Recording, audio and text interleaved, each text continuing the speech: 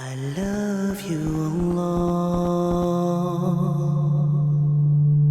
While we often think of Allah's mercy and forgiveness, we must also remember His justice.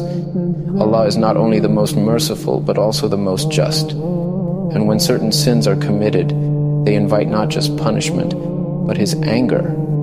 Today we are going to reflect on 5 sins mentioned in the Quran that directly provoke the anger of Allah.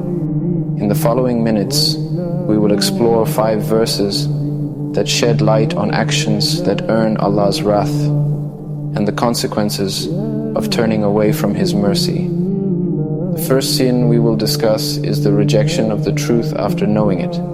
In Surah Al-Baqarah, Allah describes those who knew the truth but chose to ignore it, mock it, or fight against it. He says, "They returned with anger upon anger from Allah." This is a clear warning to us. It is not ignorance that Allah condemns here, but willful rejection of the truth. When we know what is right and deliberately turn away from it, we earn Allah's anger. It is a grave sin to have the knowledge of truth and still turn away from it. The second sin is changing the revelation for personal gain. In Surah Ali Imran, Allah talks about those who altered the divine guidance for their own worldly desires. He says, they earned wrath from Allah. This verse reminds us that when we manipulate the teachings of Allah, whether by hiding parts of His revelation or misrepresenting the truth for personal gain, it is a grave sin that invites Allah's anger. Truth cannot be twisted to serve selfish purposes, and those who do so risk incurring the wrath of Allah. The third sin we will discuss is hypocrisy, nifaq.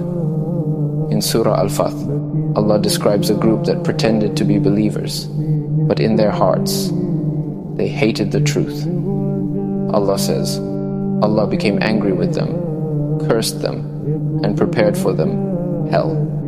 Hypocrisy, nifaq, is one of the most dangerous forms of corruption. This is when someone outwardly shows faith, but secretly harbors hatred for it. Allah makes it clear that such behavior not only displeases Him, but invokes His wrath. Pretending to be a believer while having the opposite intentions is a severe sin. The fourth sin is false accusation and lying. In Surah An-Nur, Allah warns against false accusations and lies, especially in matters where honor and dignity are at stake. He says, "And the wrath of Allah be upon her if he is truthful." This verse refers to the case of false accusations of adultery. When a person falsely accuses another, especially in such a serious matter, it not only causes harm to the person being accused, but also destroys the fabric of trust and integrity in society. Lying, particularly when it ruins someone's honor or reputation, is a direct cause of Allah's anger. The consequences of such false accusations are severe in both this world and the next. The act of lying, especially in legal or personal matters, is a grave offense in Islam. The final sin is mocking the believers. In Surah Al-Ma'idah, Allah speaks about those who mock the commandments of Allah and the believers.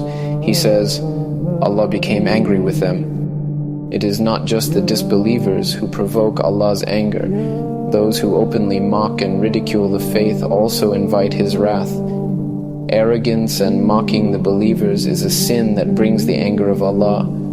Allah does not like those who make fun of the truth and the believers who follow it. My brothers and sisters, we recite Surah Al-Fatiha every day in our prayers. At least 17 times a day, we say, "Guide us to the straight path, not the path of those who earned your anger." This is not just a line we recite. It is a plea for protection from those sins that earn Allah's wrath. Let us reflect on these 5 actions and strive to avoid them. Let's purify our hearts and minds and return to sincerity, humility, and obedience. Because if Allah is pleased with us, no one can harm us. But if Allah is angry with us, who will protect us?